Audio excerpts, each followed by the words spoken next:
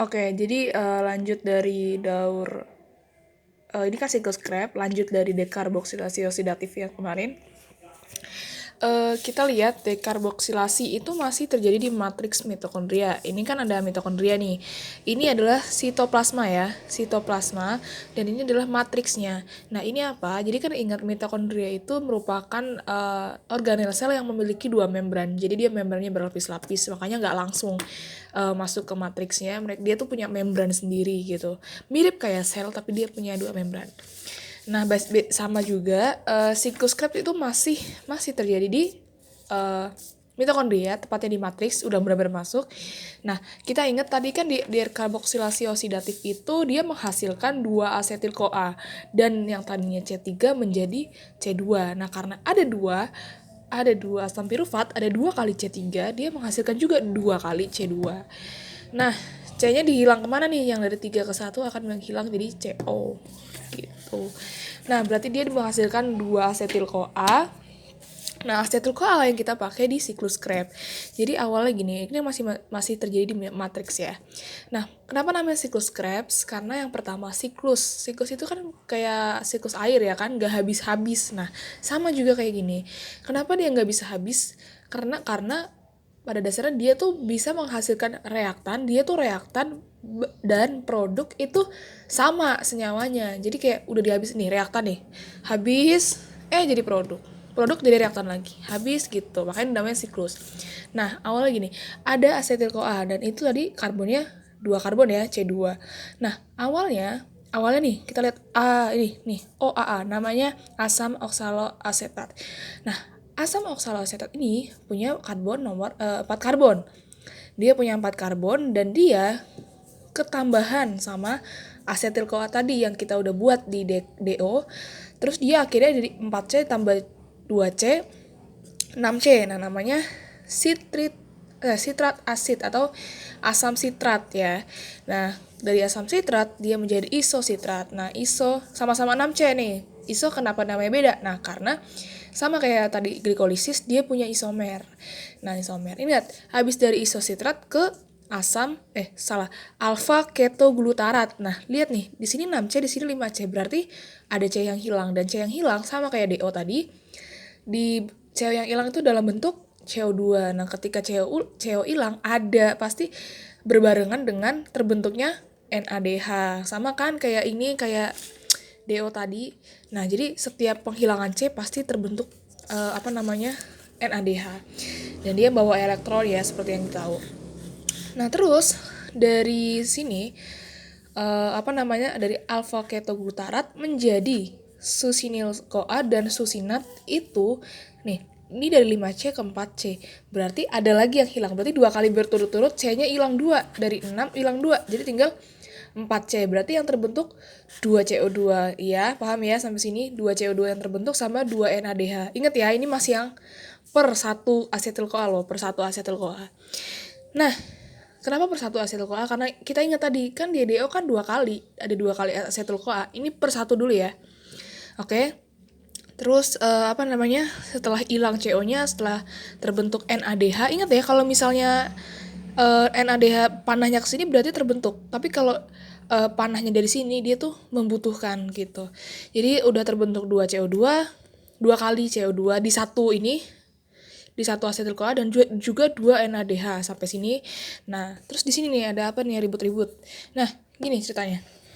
Di sini ada pembentukan, ingat pembentukan tanda panah sini pembentukan GTP oleh GDP. Jadi GDP ini singkatan dari guanosin difosfat, berarti 2 fosfat. GTP apa? Guanosin trifosfat, berarti ketambahan 1 fosfat. Benar banget. Nah, GTP ini nanti bisa menghasilkan ATP dengan bantuan apa? GTP hilang P-nya menjadi GDP. Terus P-nya pokoknya dia membuat ATP dari ADP. Intinya gitu. Pokoknya di sini dia menghasilkan 1 ATP.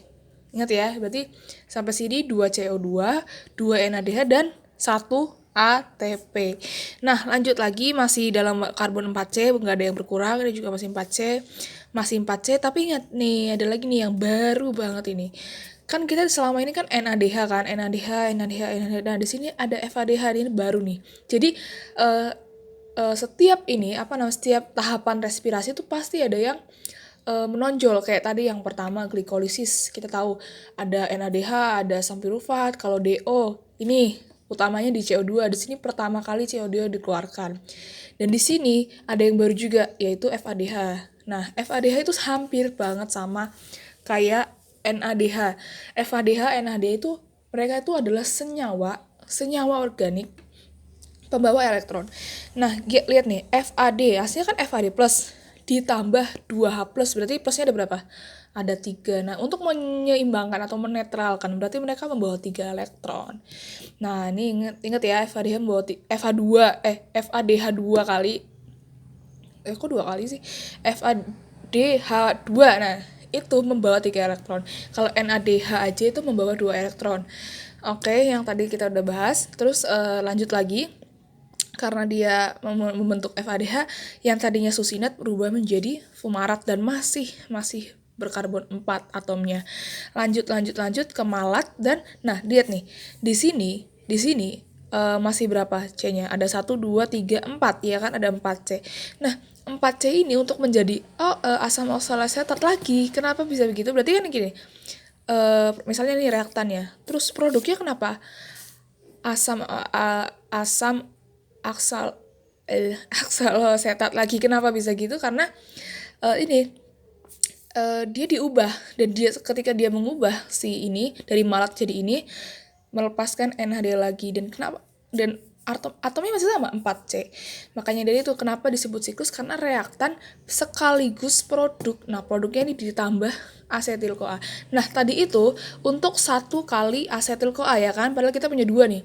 Untuk satu kali asetil-CoA kita menghasilkan ini 3 NADH dari sini. 1, 2, 3, ya kan, 3 NADH. 1 ATP ini dari sini. Berarti di sini menghasilkan ATP ya. Oke, ingat. Terus FADH 1 kali. Nah, ini baru nih, spesial nih, baru lagi FADH. Dan 2 kali CO2. Ya kan? 2 kali CO2.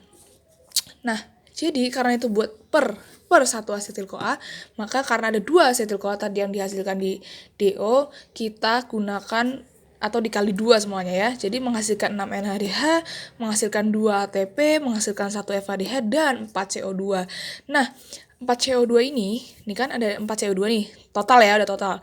Itu dibuang sebagai produk samping gitu. Dibuang sebagai produk samping itu maksudnya apa?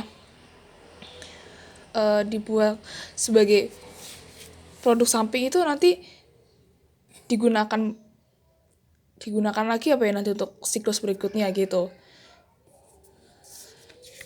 Nah, jadi gitu singkat ya dari siklus Krebs. Kalau gambar kecilnya bisa kayak gini,